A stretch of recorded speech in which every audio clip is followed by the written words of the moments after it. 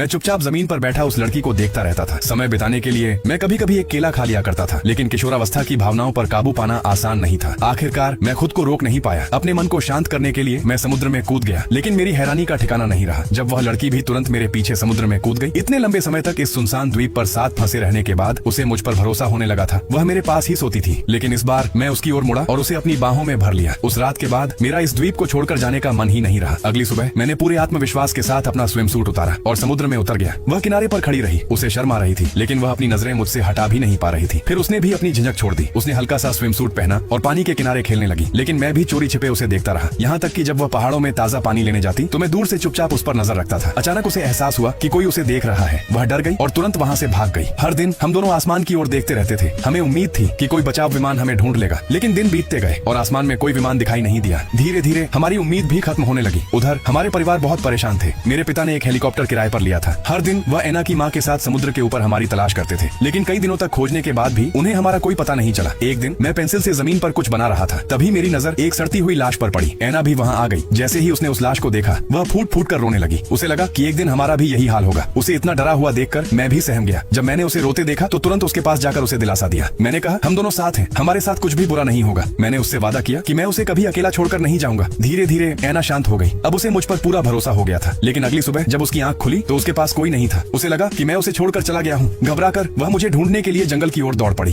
खुशकिस्मती से उसे मैं जल्दी ही मिल गया। असल में मुझे डर था कि वह लाश उसे फिर से डरा देगी, इसलिए उसके सो जाने के बाद मैं चुपचाप उसे वहाँ से हटाने चला गया था। जब उसे यह बात पता चली तो वह मुझसे नाराज हो गई। वह मुझसे बहस करने लगी, लेकिन तभी उसका पैर फिसल गया और वह गिर पड़ी। उसके घुटने में चोट लग गई। उसे दर्द में देखकर मुझे भी बहुत तकलीफ हुई। मैंने प्यार से उसे संभाला और धीरे धीरे उसे शांत किया। फिर हम दोनों झरने के नीचे नहाने चले गए। उसके बाद हम पहले से भी ज्यादा करीब आ गए। अचानक द्वीप पर जोरदार बारिश शुरू हो गई। मैं छोटे बच्चे की तरह बारिश में दौड़ने लगा, खुशी से उछलने कूदने लगा। वह पल हम दोनों के लिए बहुत खास था। मुझे इतना खुश देखकर एना भी मुस्कुरा दी। मैंने उसका हाथ पकड़ा और उसे अपने साथ आने के लिए कहा। उसने बिना किसी झिझक के मेरा हाथ थाम लिया। फिर हम दोनों बारिश में साथ खड़े होकर ऐसी खुशी महसूस करने लगे जो मानो सिर्फ हमारी ही थी। एक दिन जब एना सो रही थी तभी मुझे इंजन की तेज आवाज सुनाई दी। मैं तुरंत समझ गया कि कोई हेलीकॉप्टर हमारे पास आ रहा है। मैं पूरी ताकत से समुद्र तट की ओर दौड़ा। घबराहट में मैं सिग्नल फ्लेयर गन ढूंढने लगा, लेकिन वह कहीं भी नहीं मिली। बेबस होकर मैंने पूरी ताकत से आसमान की ओर चिल्लाना शुरू कर दिया। मैं चाहता था कि हेलीकॉप्टर हमारा ध्यान देख ले, लेकिन वह बहुत ऊंचाई पर उड़ रहा था। मेरी आवाज उसके तक पहुंच ही नहीं सकती थी। अब हमारे पास बस एक ही रास्ता बचा था। हम दोनों बेबसी से उसे देखते रहे और हेलीकॉप्टर धीरे धीरे हमारी ओर आने लगा।